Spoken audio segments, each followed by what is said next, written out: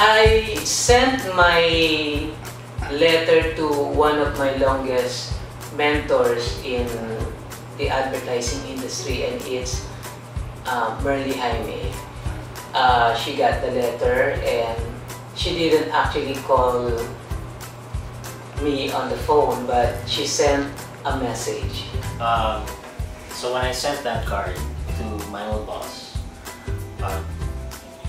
it was actually something that I should have done a long time ago. And the text message said that she was really surprised to receive that letter, and she was really happy to hear from me, and saying all those thank yous and saying all those words that, you know, we don't usually hear, and it's coming from me. And it was a little emotional, but he was grateful. He was grateful for me telling him how important he was, how good he was as a mentor, and how proud he is of what I've been doing with the stuff that he's taught me.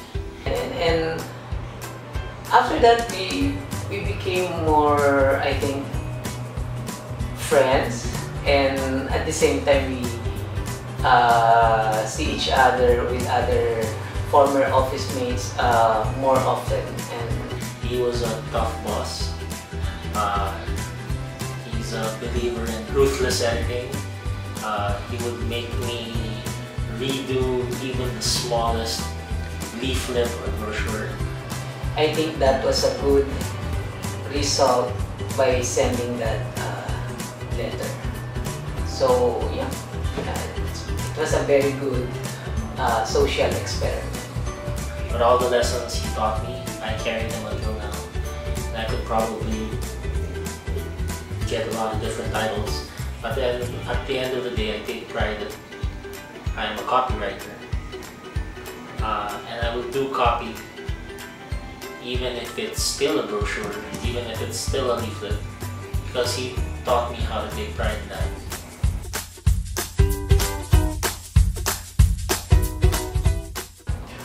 What really inspired me to run with this idea is one word, actually, humility. When you get to, when you become a manager, I think one of the things that you should not forget is to, you have to know when to exercise humility. What inspired me to run reverse mentoring among my people here is that not too long ago I was a millennial. I was 39, maybe like 15 years ago I was not too far away. You can't really tell yourself where and who you choose to learn from. Because learning can come from anybody and everybody or anywhere. But then I realized I don't know them anymore. So that realization made me a little more confident to ask them for their advice, for their assessment, and for their observations. And it's not just, you don't say that just because you want to be, politically correct about it. It is true. Sometimes you will be surprised where your learnings can come from. Reverse mentoring is about discovery and validation. So I realized that, I dare say that I'm quite instinctive, and I actually have pretty strong intuition. And this kind of validated my inkling of my capabilities. But what was interesting about it is that, while you think you know, while you feel that you're right, you feel that things are happening, when you hear it from people, that's when it strikes harder. That's when it becomes really surprising, even if you already have an idea. So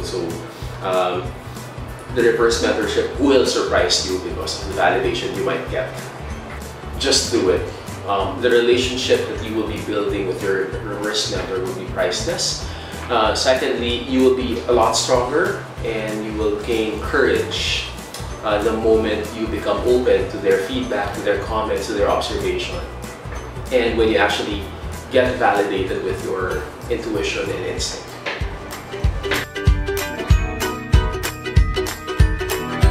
Getting ahead of the curve is always a challenge. And part of the effort is ensuring the continuity of the organization. And this is what succession planning is all about. What sets truly great leaders apart from others is their ability to effectively manage succession.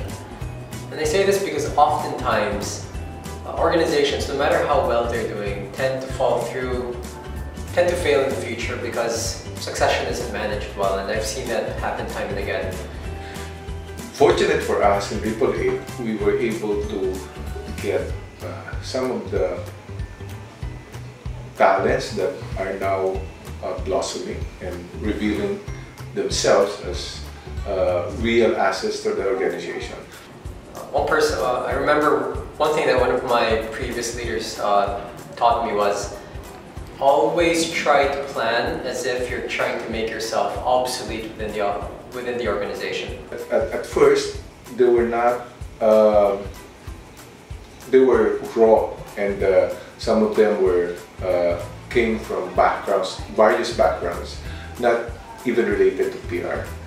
But probably because of the environment that we provided in the office, the workplace, they were able to maximize and optimize their talents.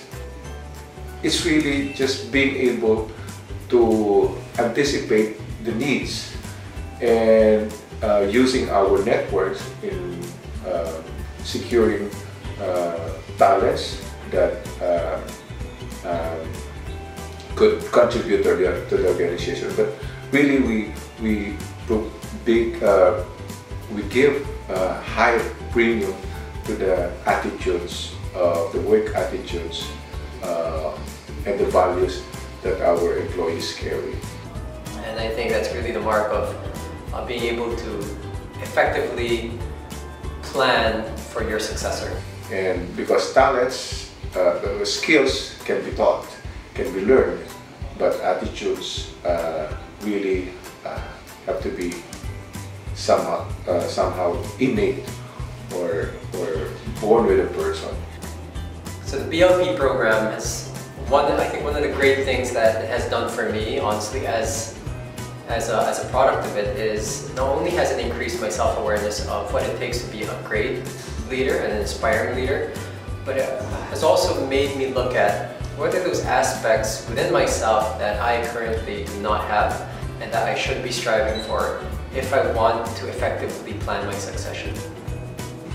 My advice for those who want to be successful in succession planning is really to project into the future and try to see how the different talents could fit into the organization, and it's really providing the right environment, the right stimuli for them to grow.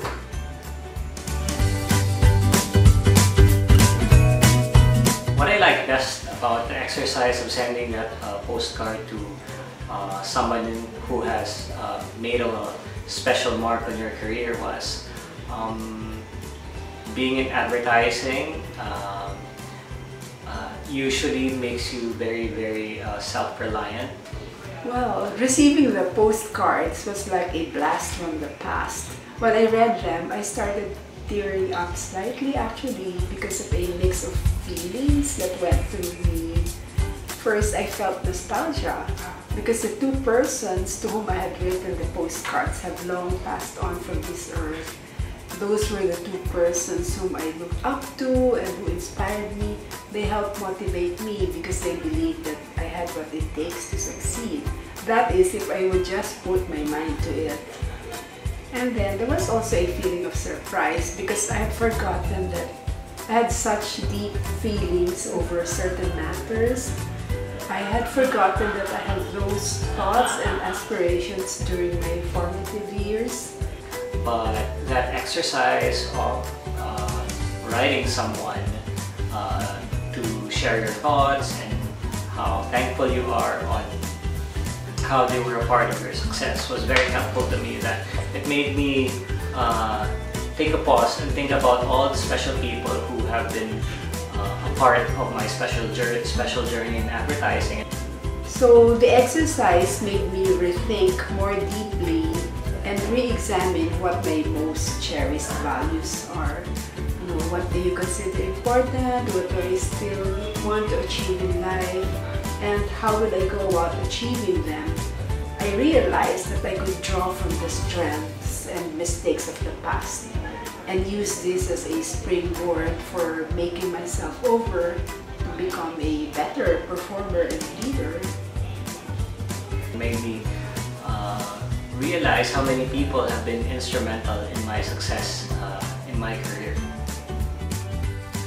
To share my success coming from the BLP program of the Bird Back School, I just have two things. One is personal for me because I actually got promoted to become the talent director shortly after the Bird Back School. And the second one is for the group as a total because we were able to bag the first of the Philippines at management for Southeast Asia campaign right behind me. So if you actually or question or doubt or wonder if the BLP program can benefit you, I have to say the proof is right behind you. There's no other way to say it, but it works and I think you should just try it a little bit more.